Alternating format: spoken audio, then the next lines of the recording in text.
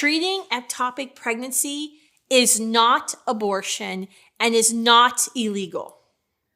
In the words of Joe Biden, repeat that line. Treating ectopic pregnancy is not abortion and is not illegal. Hey everyone, I'm Kristan Hawkins. Welcome to the How to Win This Week episode on the Explicitly Pro-Life podcast. I want to talk about this myth that's been all over the internet since the fall of Roe versus Wade. The abortion industry, sadly, I believe, is waiting for and hoping that a woman dies who's pregnant. They will try to use whatever the situation was, the tragedy, to justify legal abortion all across America. Mark my word. They're waiting for it. We saw this instantly after the fall of Roe, where the abortion industry started saying things like, women are going to die who have life-threatening ectopic pregnancies. And the pro-life movement doesn't care. And the pro-life movement doesn't have exceptions for those women. That is not true. Every single pro-life law that is passed, that is proposed in America, always has an exception for the life of the mother. Not health, and we have to be very specific, not saying health, because the Supreme Court and others have defined health not just as physical health, but mental health. But I want to unpack this. This confusion is being intentionally spread by the abortion industry to conflate life-ending abortion with life-saving healthcare. At stake, what's different about this case is about intent. When an ectopic pregnancy presents, or when a woman, when her life is at risk, the intention is not to destroy life by the physician. The intent is to save life, is to preserve life. Miscarriage care, early delivery, ectopic pregnancy treatments are all done with that intention to save the life of the mother, not with the intent to produce a dead child. And these procedures do not directly kill the child, although the child may die as a consequence of being removed too early from the mother's womb. Therefore, they're not an abortion. And no pro-life law, no pro-life lawmaker, no pro-life activist views them as such. This is simply hysteria and fear-mongering from the abortion industry. To be honest with you, it doesn't make sense. If a woman is experiencing a life-threatening medical emergency and is pregnant, it does not make sense to commit a third trimester abortion on her. Why? Because how do you commit a third trimester abortion? You insert digoxin close to the baby's heart, cause a cardiac arrest, insert Lemuria into her vagina to open up and soften her cervix, and then you deliver a dead baby 2 to 3 days later. What life-threatening circumstance can you think of would merit her remaining being pregnant for 3 days? If at risk for dying and she can no longer gestate that other human being, no matter what the circumstance is, you would think you would want to remove the child from the woman's womb as fast as possible. That's what you would do. Dr. Brent Bowles is the medical director at Harp International. He was featured in the ThisIsChemicalAbortion.com docuseries that Students for Life featured. And he's talked about this openly. He's explained numerous times that he's never had to kill a child to save the life of the mother. Here's a direct quote from Dr. Bowles. He posted on Twitter not long ago. 30 plus years of delivering thousands of babies, and I've never had to intentionally kill a fetus in order to save a mom, and never lost a mom who would have been saved by an abortion. It's never needed to save a woman's life, and saving women from miscarriages and ectopics also is an abortion.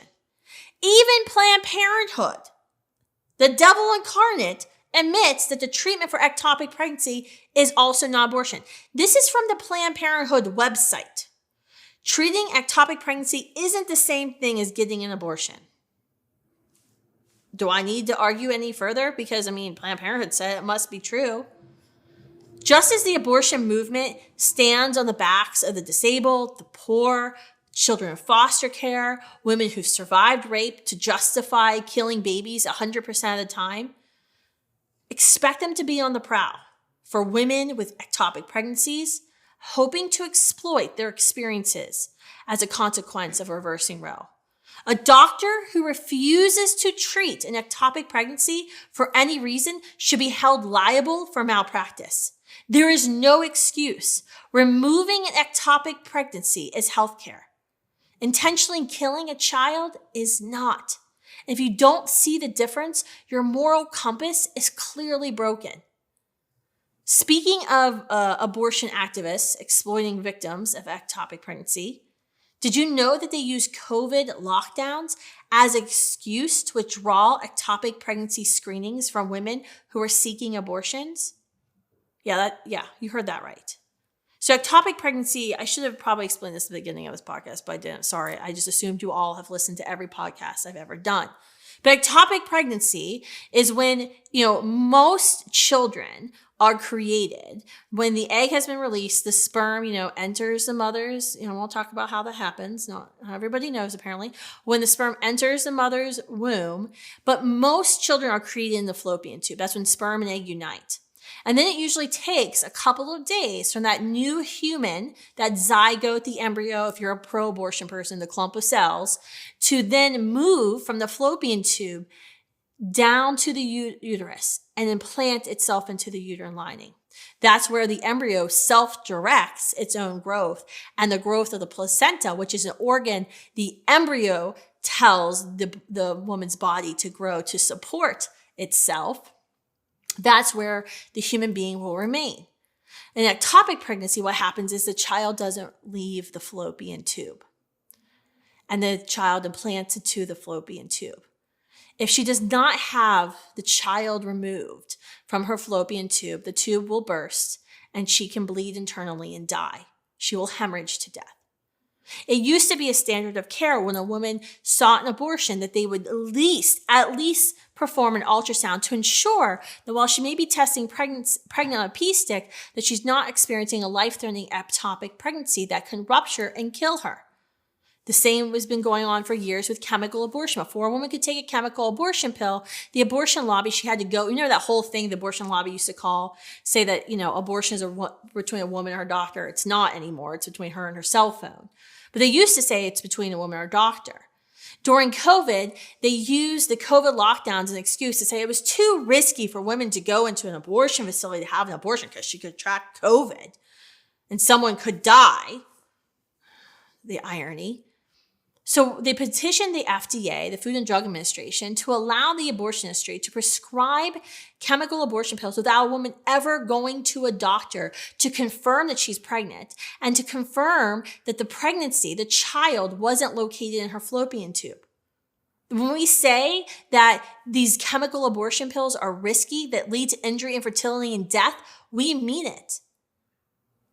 So if someone tells you pro-lifers are turning a blind eye to ectopic pregnancy, remind them it has been our side fighting for women to be screened for ectopic pregnancy right before they're given drugs to kill their child.